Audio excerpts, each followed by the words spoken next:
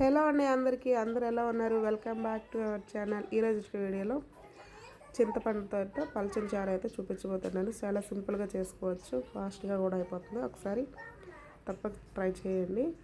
ఇంకెందుకు లేట్ చేయడం, అలాగే వీడియోలోకి వెళ్ళిపోదాం. ఎవరైనా మన ఛానల్ కొత్తగా చూస్తున్నట్లయితే సబ్స్క్రైబ్ చేయండి. ఇంకెందుకు లేట్ చేయడం, వీడియోలోకి అయితే వెళ్ళిపోదాం. ముందుగా మనం కావాల్సినవి అయితే రెడీగా పెట్టేసుకుందాం. మళ్ళీ పోపెట్టేటప్పుడు అయితే మాడిపోతాయి. అన్నీ ముందుగా రెడీ చేసుకుందాం. వెల్లుల్లి, ఎండుమిర్చి, అలాగే పచ్చిమిర్చి ఒకటి, కరివేపాకు ఒక రెమ్మ, కొంచెం కొత్తిమీర, అలాగే బెల్లం కొంచెం, మిరియాలు ఆప్షనల్. క్లైమేట్ కూల్గా ఉంది కాబట్టి తీసుకుంటున్నాను. ఒక 4-5 వరకు అయితే మిరియాలు, అలాగే పులుపుకు తగ్గట్టు చింతపండు తీసేసుకొని సైడ్కి పెట్టేసుకుందాం.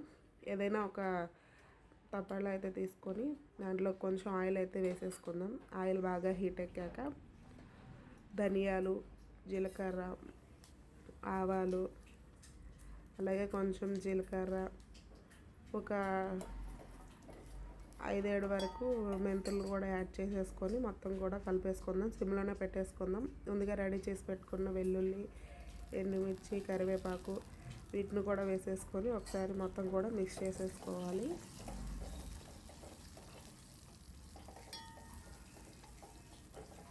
సిమ్లో పెట్టుకొని మనం ప్రాసెస్ అంతా చేసుకుంటే మాడదు, లేదంటే మాడిపోతుంది.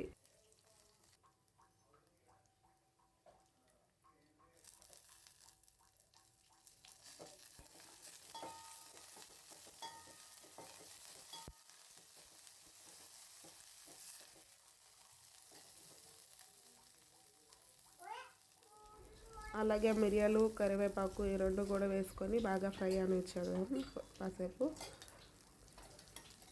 ఇవన్నీ బాగా ఫ్రై అయ్యాక మనం ముందుగా తీసుకున్న బెల్లాన్ని కూడా వేసేసేయాలి.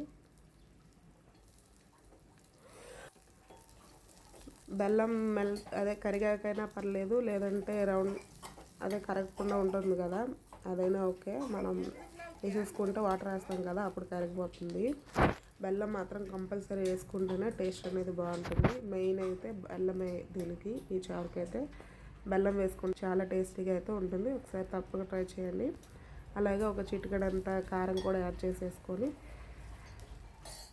సిమ్లో పెట్టుకోవాలి. కారం అయితే వేసాక మాడిపోతుంది.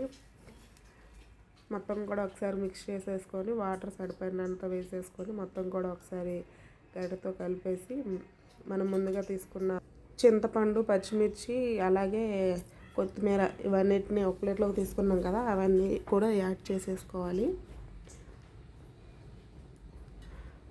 పచ్చిమిర్చి అనేది తాలింపులో కూడా వేసుకోవచ్చు, కానీ ఇలా వేస్తేనే బాగుంటుంది. ఇంకైతే కొంచెం పసుపు, అలాగే ధనియా పౌడర్ 1 టేబుల్ స్పూన్ వరకు, రాళ్ళుప్పు రుచికి తగ్గట్టు వేసేసుకొని మొత్తం కూడా ఒకసారి మిక్స్ చేసేసి ఏదైనా ఒక మూత పెట్టేసుకొని మనం 10 to 15 మినిట్స్ అయితే బాగా మరగనివ్వాలి. ఎంత మరిగితే అంత బాగుంటుంది చారు. ఒకసారి తప్పక ట్రై చేయండి, చాలా టేస్టీగా అయితే ఉంటుంది. చికెన్కి ఇంకా ఏదైనా సరే కాంబినేషన్ అయితే బాగుంటుంది. అసలు చారు ఇది చేస్తే మాత్రం నేను చెప్పిన రెసిపీ పక్కా ఫాలో అయిపోతే చారు అయితే తినకుండా తాగడం పక్కా అయితే తాగుతారు. ఒకసారి తప్పక ట్రై చేయండి, చాలా సింపుల్గా క్విక్గా అయిపోతుంది. చూసారు కదా, వీడియో ఎలా అనిపించిందో కామెంట్ చేయండి. అలాగే ఈ వీడియో నచ్చితే తప్పక లైక్ చేసి అలాగే షేర్ చేయండి. తప్పక మన ఛానల్ అయితే సబ్స్క్రైబ్ చేయండి. అలాగే మన ఛానల్లో అయితే చాలా కుకింగ్ వీడియోస్ అయితే ఉన్నాయి. ఒకసారి ఇంట్రెస్ట్ ఉన్న వాళ్ళు అయితే చెక్అవుట్ చేసేయండి. ఇంకైతే నెక్స్ట్ వీడియోలో కలుద్దాం. Bye bye.